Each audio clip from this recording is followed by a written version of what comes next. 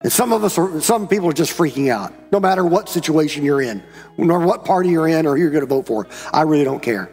Daniel found himself to be faithful through multiple administrations, multiple takeovers, multiple governments. He was faithful, and God was faithful to him.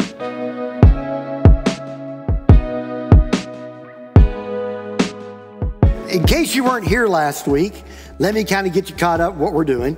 We're doing a new series on the book of Daniel, and the theme of the book that we're going through is that God is sovereign over places, politics, and people. And this book is so timely, I believe, for our ever-changing culture. I think you would agree that we live in a world that is quickly and usually not changing quickly, and not usually for the better, right? And it just when this happens, our natural response is to try to control things. I have a friend who recently went to the doctor, his 50-year-old checkup. Doctor said to him and said, you need to make some changes. You need to get more sleep, you need to eat better, and need to be more disciplined to exercise. So my friend told me that he was deciding to make some big changes. And I said, what are the changes? He said, I'm changing a doctor. I'm going to give me a new doctor. I feel like that sometimes. I don't know about you. I'm decided I'm not going to go to a skinny doctor anymore. I'm tired of that. I'm going into a chubby doctor. I'm tired of them telling me I got to lose weight. That's it. I got to go be one that smokes and eats Oreos. That's what I need, right? That's what I need. But anyway, that's a whole other topic altogether, okay?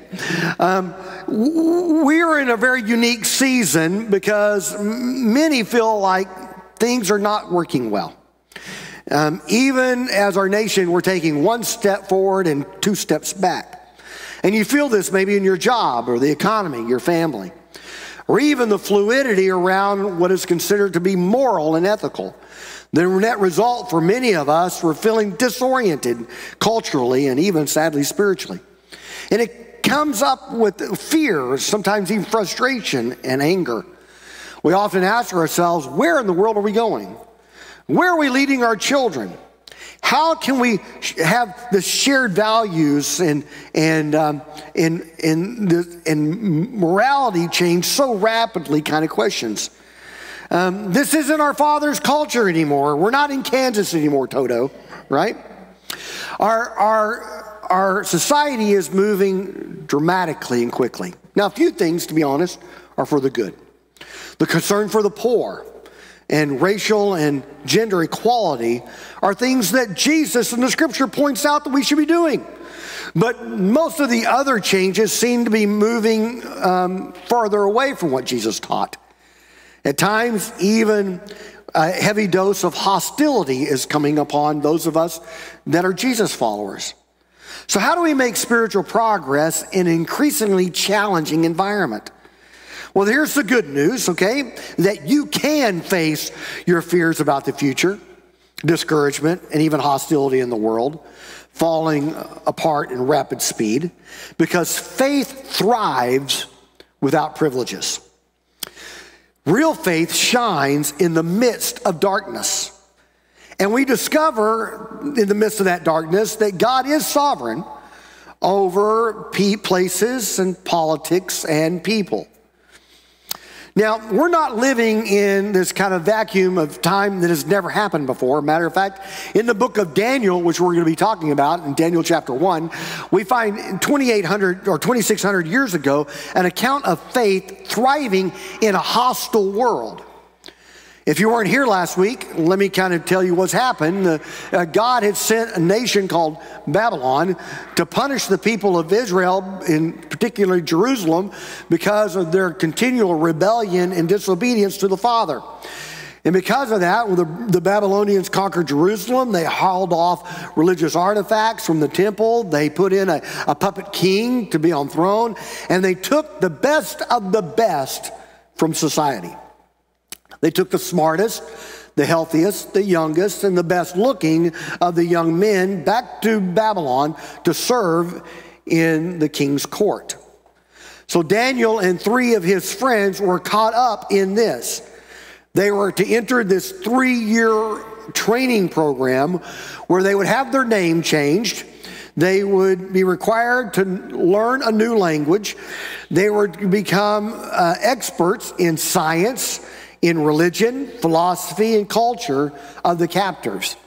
And then it was also used as a strategy for brainwashing the young so that they would leave their Hebrew culture and adopt Babylonian ways.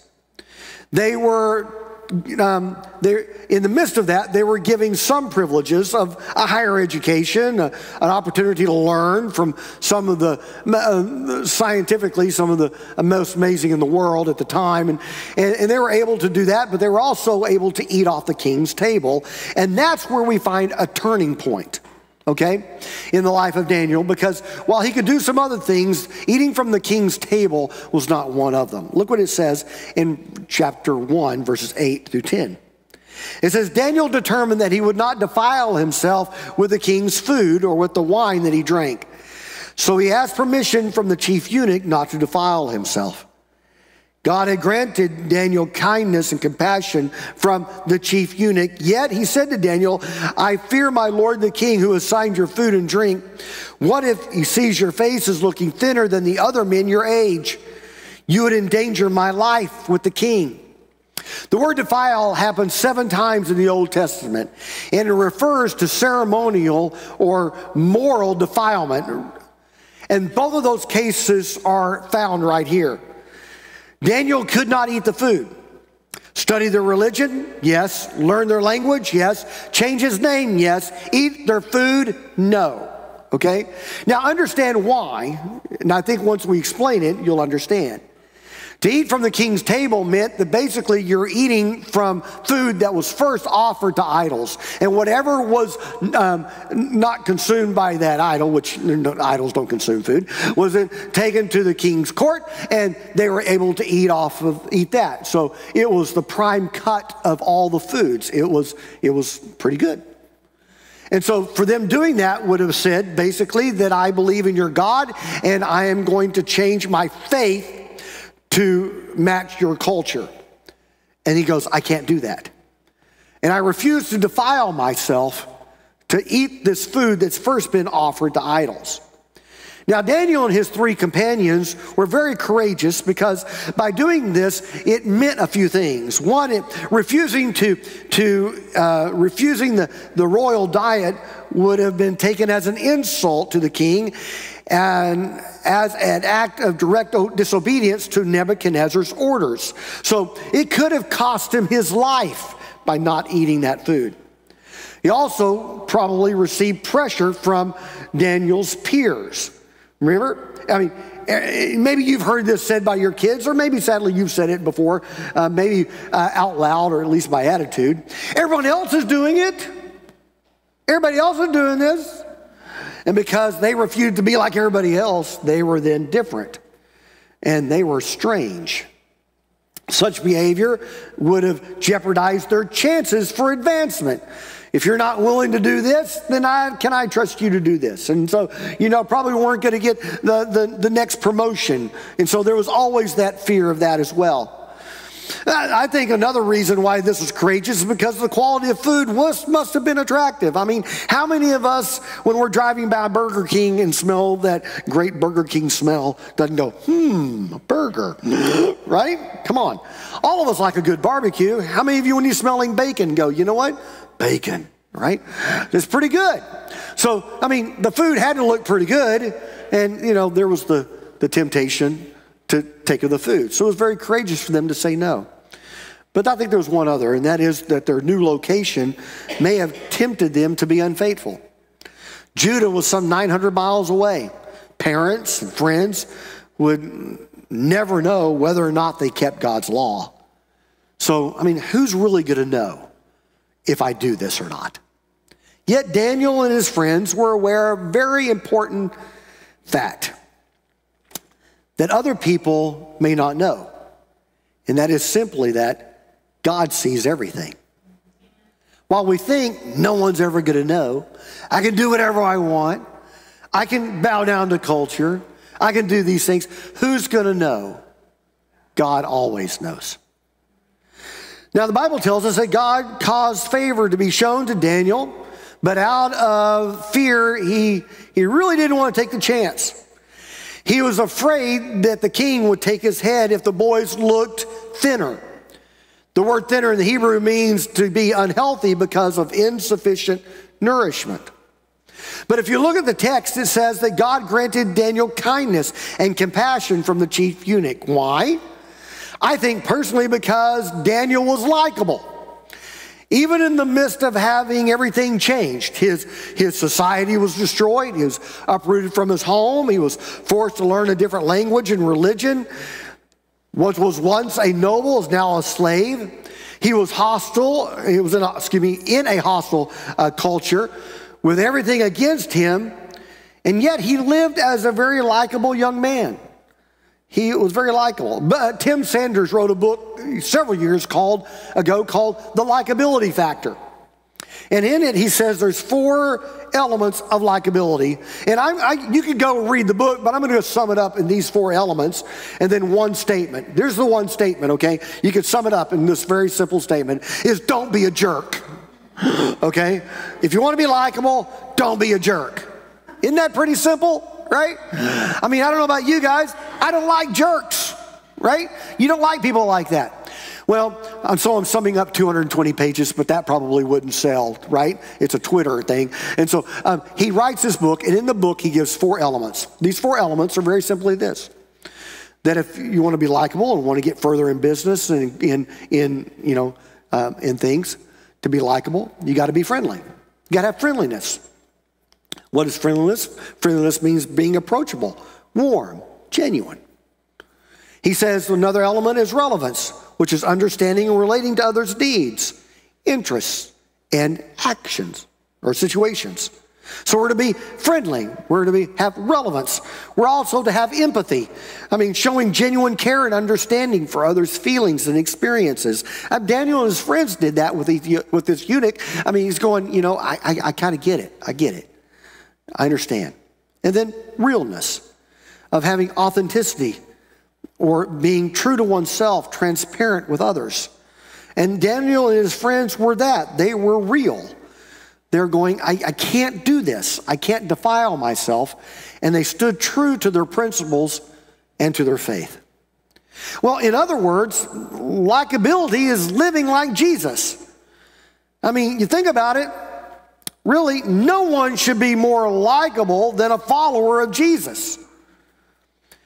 How do you live in a hostile culture? Be likable. Live like Jesus. And that's what happened with Daniel. So Daniel proposes a solution.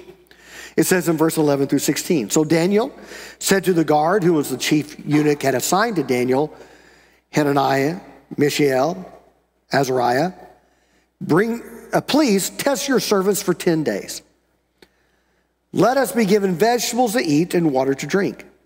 Then examine our appearance and the appearance of the young men who are eating the king's food. And deal with your servant based on what you see. He agreed with them about this and tested them for 10 days. And at the end of the 10 days, they looked better and healthier than all the young men who were eating the king's food. So the guard continued to remove their food and wine and drink and gave them vegetables. Daniel didn't give up. He just went to the next guy, and he was determined without being defiant. If there was only one phrase I'd want you to remember today, and that's simply this, is that we are to be determined but not defiant. Because that's what he did. He didn't throw a fit. He didn't demand to see the manager or appeal for his rights that he didn't have. He just made a simple request that he was willing to honor God and by doing so, giving up his personal preferences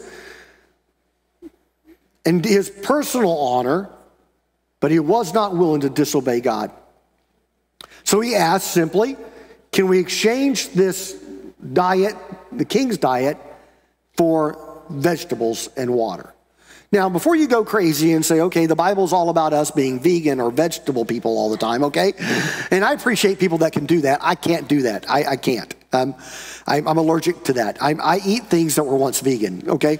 But I do. I appreciate people who can do that. My wife tried to be that for some health things, and I tried to do it with her for a while. And she got thinner, I got fatter. I don't know how that worked. But anyway, let me explain what you're talking about, vegetable. The Hebrew word vegetable in this passage means a seed-based diet, which means anything that was grown by a seed. It could be vegetables. It could be any kind of nuts or grains. It could be hummus. Okay. It included bread. Okay. It included bread. Bread's a good thing. Okay. I'm just all those against carbs. Eat up some bread, okay? And so they were, I don't know if a donut's healthy, but but that kind of thing. And so they kind of got them together. They said, hey, just test it out for 10 days. And of course they looked healthier. I mean, you eat 10 days straight at McDonald's, you're not going to look that good, right? You're just not going to look that good. Eating clean? Yes. McDonald's, 10 days? No. And so it goes, you know what? You look pretty good. You know what? We're going to try this. We're just going to continue doing this for the next 3 years. Now, no matter how much challenge is around you, even if you have to give up your privileges and your rights, when you determine to put God first in your life and honor him, he will always work out a way forward, no matter how hostile and hopeless things seem. In Daniel chapter 1, verses 17 through 21, this is how it says. This is what it says. And God gave these 4 young men knowledge and understanding in every kind of literature and wisdom. Daniel also understood visions and dreams of every kind, which will come into play later in throughout this book of Daniel. And at the end of the time when the king was said to present them, the chief eunuch presented them to Nebuchadnezzar, and the king interviewed them. Among all of them, no one was found equal to Daniel, Hananiah, Mishael, Azariah. So they began to attend to the king. In every matter of wisdom and understanding that the king consulted them about, he found them 10 times better than all the magicians and mediums in his entire kingdom. And Daniel remained there until the first year of King Cyrus. I love this because it continually says that God helped them. He helped them learn and understand all the misguided, erroneous, and God-defying things of the Babylonians believed, so that they could outshine everyone else. And no matter what our culture teaches us, no matter what our kids are exposed to, God can work through it. God gave them wisdom. God gave them more insight. God gave them more ability than all the others. Now, this took years for someone else to see the difference. It took 3 years for this to happen. But Daniel and his friends, their faith was a daily engagement, growing and helping them flourish, the Lord did, even though it meant eating vegetables and water for 3 years. He blessed their work and their faithfulness because they're determined but not defiant. They learned the ways of their culture but did not live the lifestyle of their culture. They learned the ways of their culture, but didn't live the lifestyle of their culture.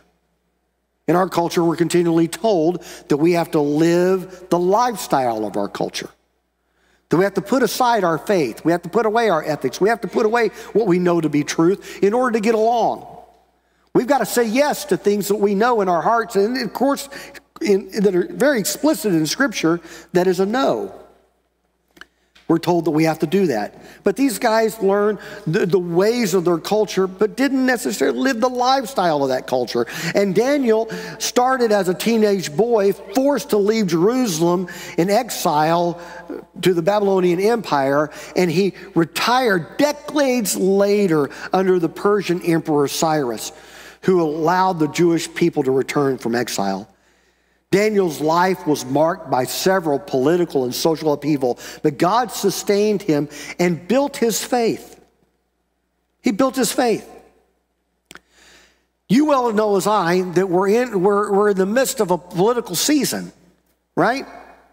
How many of you are like me and are tired of it, right?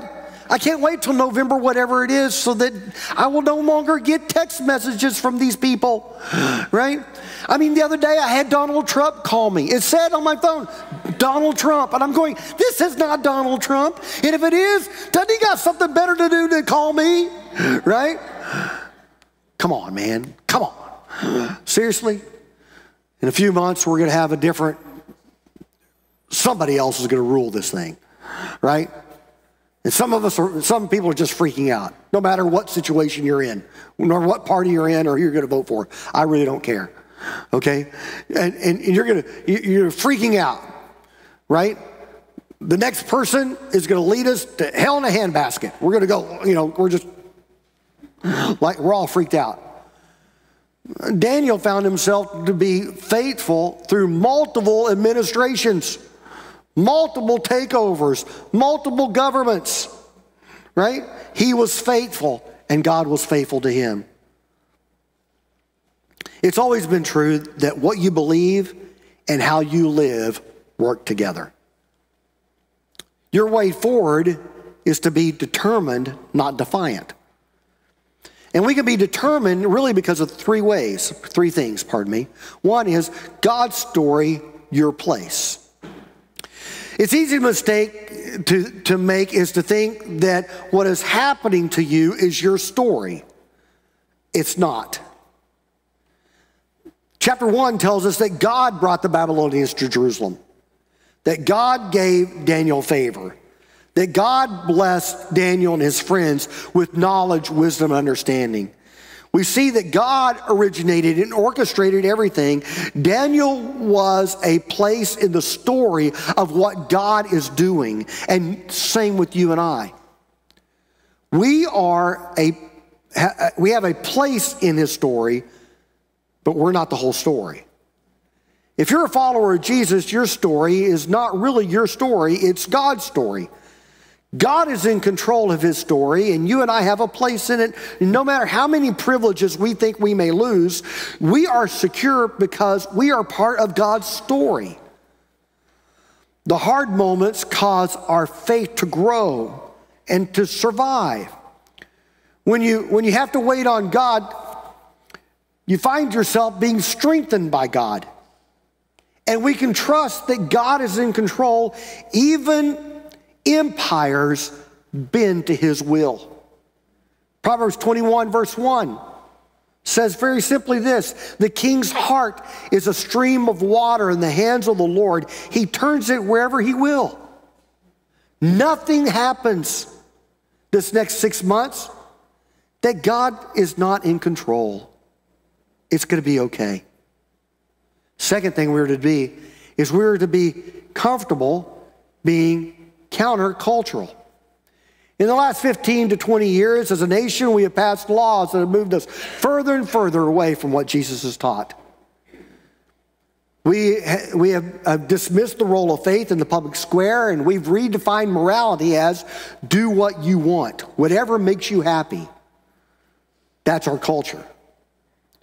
And if you are a follower of Jesus, you are and have always been called to be countercultural.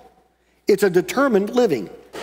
So often our response to culture is either to accept it and go along with it, or to dig in and oppose it. And Jesus really didn't do either. Jesus told us how to deal with culture.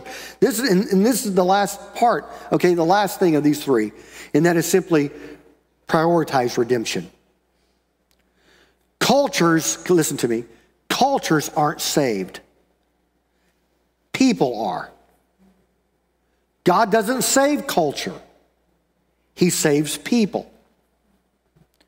Your enemy is not people, and your enemy is not culture. The Bible tells us that our enemy is not flesh and blood, that there are other forces guiding the ways of the world. And you and I have been redeemed. We have been forgiven. We've been given a new life. And we live as representatives of Jesus with the privilege of being an ambassador and pointing people to Jesus to bring them back to God. 2 Corinthians 5:20. We prayed this passage not long ago. He says, therefore, as ambassadors of Christ. Catch that? You are an ambassador of Christ if you're a Jesus follower. You are a representative of Christ. That's why we have no right to be a jerk to people that don't agree with us.